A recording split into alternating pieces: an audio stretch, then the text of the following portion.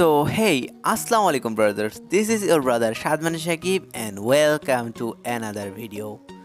So, কেমন আছেন আপনারা সবাই? আশা করি আপনারা সকলে অনেক ভালো আছেন। আমিও ভালো আছি।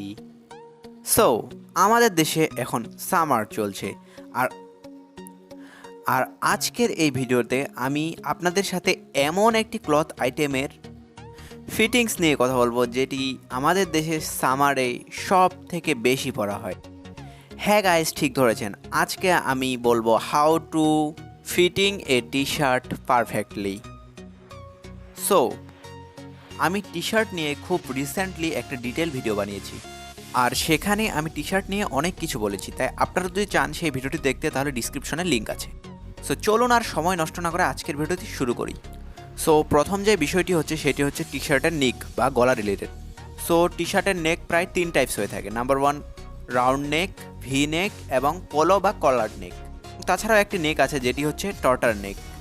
আসলে এই টর্টার নেক হলো শীতকালে পরার টি শার্ট, তাই এই নেকের টি শার্টকে এই লিস্টে রাখার কোনো প্রয়োজন আমি মনে করি না, কারণ সামারে এগুলো পরা হয় না।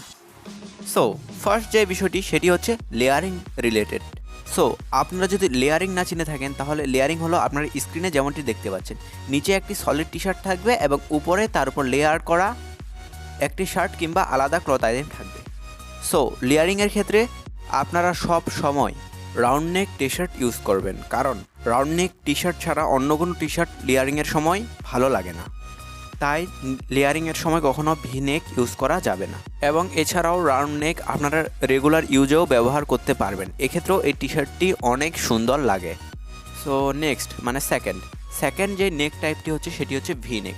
ভি নেক একটি অনেক ভার্সেটাইল নেক এবং আপনি ভি নেকের ক্ষেত্রে সবসময় খেয়াল রাখবেন যে এই টি শার্টগুলো আপনি রেগুলার ইউজ করতে পারবেন, তাই এগুলো কখনো লেয়ারিংয়ের ক্ষেত্রে ইউজ করিয়েন না। এবং আপনারা স্ক্রিনে এখন যেই ধরনের ভিনেক দেখতে পাচ্ছেন, আপনারা কখনোই এ ধরনের বিগ ভিনেক কিনবেন না, এগুলো আমাদের উপর অনেক খারাপ লাগে। এবং নেক্সট নেক টাইপটি হচ্ছে পলো বা কলার। সো আপনি যদি এই পলো টি শার্টগুলি খুব ভালোভাবে মানে ওয়েল ফিটেড করে পরেন তাহলে আপনাকে স্টাইলিস্ট এবং ড্যাশিং দেখানো থেকে কেউ আটকাতে পারবে না, এটা আমার গ্যারান্টি।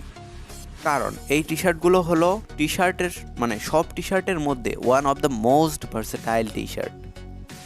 আর এই টি শার্টগুলো আপনার লেয়ারিং ছাড়া পরাই বেশি ভালো।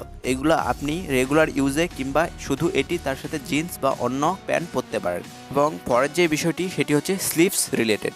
সো আপনার স্লিভস সবসময় আপনার বাইসেপস পেশিকে হাগ করে থাকবে, আপনারা স্ক্রিনে যেমনটি দেখতে পাচ্ছেন, কারণ টি শার্টের প্রায় 60% অ্যাট্রাকশন তার স্লিভসের দিকে যায়।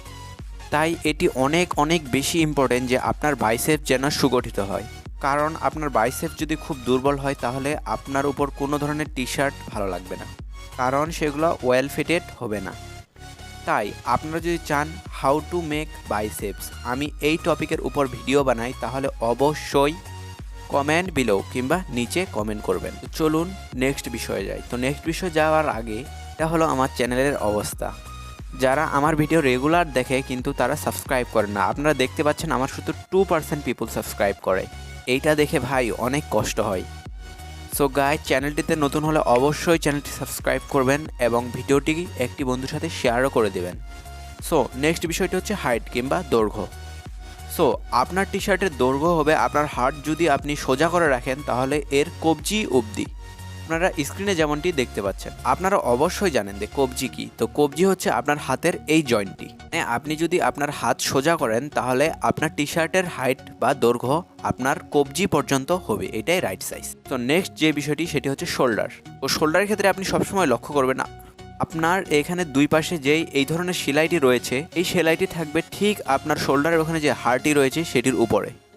তো অবশ্যই আশা করি আপনারা বুঝতে পেরেছেন।